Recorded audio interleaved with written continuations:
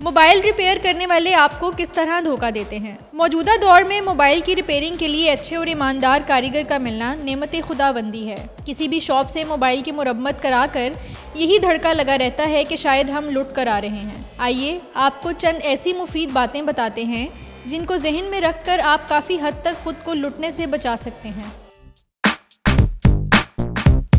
Mobile phone की LCD टूटने पर अच्छी तरह तसल्ली कर लें कि मोबाइल की LCD ही टूटी है या सिर्फ ऊपर का हिफाजती ग्लास टूटा है। सैमसंग के किसी अच्छे मोबाइल की LCD अगर 30,000 रुपये की हो तो इसका ग्लास 10,000 रुपये का होगा। ऐसे में मोबाइल रिपेयर करने वाला आपसे LCD की कीमत के नाम पर पैसे लेकर सिर्फ ग्लास तब्दील करके दे सकता है। ग्लास या LCD तब्दील करते वक्त LCD की ख़रीदारी और मुरम्मत एक ही दुकान से ना करवाएं।